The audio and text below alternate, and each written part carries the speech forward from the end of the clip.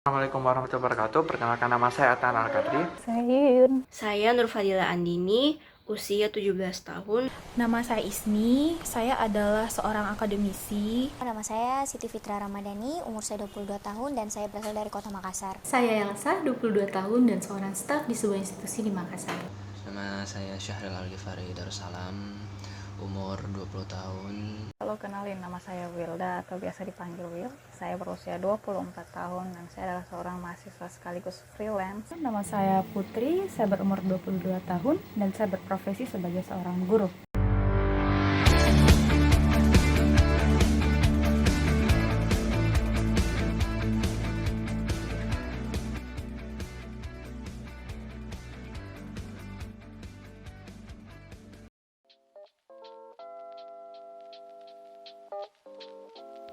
Saya melakukan social distancing sudah berjalan selama 1 bulan. Sejak WHO mengeluarkan anjuran untuk melakukan social distancing yang kemudian di-upgrade menjadi physical distancing, saya juga ikut menerapkan anjuran tersebut. Semenjak coronavirus sudah masuk di Indonesia, saya dan keluarga saya melakukan karantina mandiri di rumah. Dan hari ini, 10 April 2020, tepat sebulan, kami sudah melakukan karantina di rumah. Saya juga melakukan social dan physical distancing sesuai dengan arahan pemerintah. Saya sudah melakukan hal ini sejak pertengahan Maret 2020 lalu. Hari ini saya telah menjalani kurang lebih 2 minggu social distancing atau pembatasan sosial. Jadi saya tekankan, saya melakukan pembatasan sosial, bukan karantina.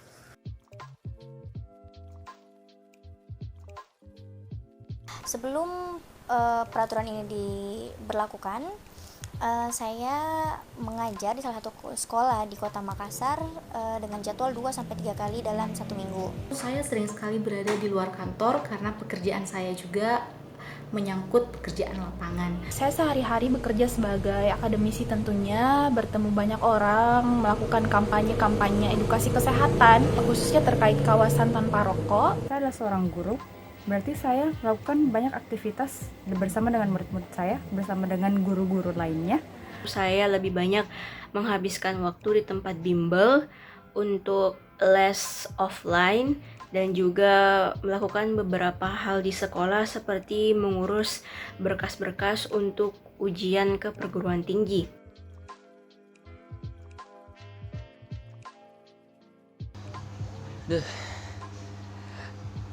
Lama di rumah ternyata suntuk juga sih sebenarnya. Keseharian saya sebelum dan sesudah diberlakukan social distancing ini tidak terlalu berbeda jauh karena pada dasarnya saya memang orang yang lebih banyak tinggal di rumah. Hal yang biasa saya sering lakukan dalam menggalakkan social distancing ini adalah melakukan hobi-hobi saya yang memang pada dasarnya hobi yang ada di dalam rumah.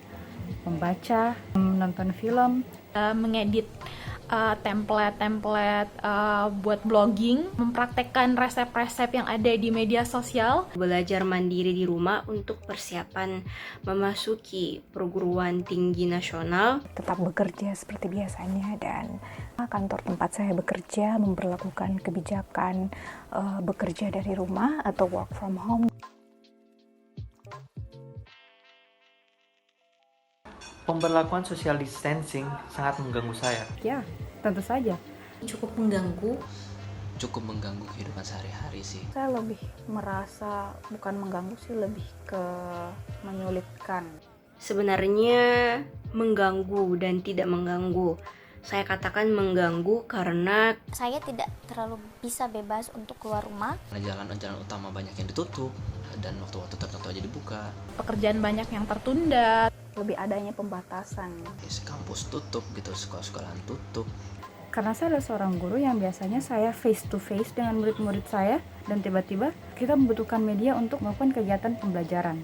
saya tidak bisa lagi bertemu dengan tentor di tempat bimbel saya juga tidak bisa lagi belajar langsung di sana. Target-target banyak yang tertunda. Membuat saya drop. Maksud saya, sebagai orang ekstrovert, saya senang di luar, saya senang jalan-jalan. Nggak semua tempat nongkrong, tempat jalan-jalan itu dibuka gitu kan. namun dikatakan tidak mengganggu karena Social distancing ini kan ada juga tuh gerakan stay at home atau di rumah aja, dan melalui social distancing ini kita bisa lebih dekat lagi dengan keluarga kita di rumah, karena ya seperti orang-orang pekerja seperti saya itu kita sudah meninggalkan rumah di pagi hari, kemudian kembali sore, kadang-kadang malam, dan pasti itu kita kembali dalam keadaan lelah. Jadi kita pulang ke rumah cuman untuk beristirahat saja. Nah, dengan social distancing ini kita bisa lebih mempererat hubungan kita dengan keluarga di rumah.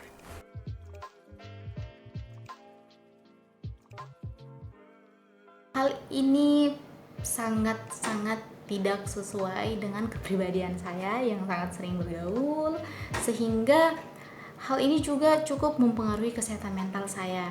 Dimana pada saat awal-awal melakukan hal ini, saya cukup merasa stres karena Yang dulunya saya sering happy sama teman, keluar jalan, makan, ngampus. Sekarang saya cuma bisa mengamati teman saya lewat online. agak stres sedikit karena tugas saya adalah monitoring dan evaluasi, di mana saya harus memastikan semua target pekerjaan itu bisa selesai tepat waktu. Akhirnya pekerjaan itu banyak yang tertunda, jadi lumayan agak mengganggu kesehatan mental. Itu hal yang wajar ya, karena kita di rumah terus, yang dilihatnya itu terus. Durasi selama saya di rumah ini sudah cukup lama, jadi bisa dipungkiri kalau kita merasa bosan atau merasa suntuk. Dan jujur saja pemberitaan mengenai corona dan hal-hal seperti itu agak sedikit membuat saya cemas dan was-was.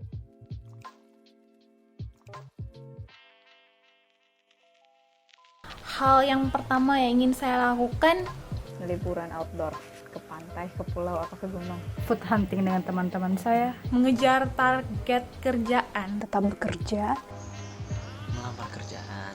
nongkrong di kelas sampai lupa waktu. Mau mudik, Bertemu dengan keluarga-keluarga saya dan hangout bersama teman-teman. bercerita panjang lebar. Ingin nonton dengan teman saya. pertemuan tatap wajah itu beda dengan interaksi di sosial media.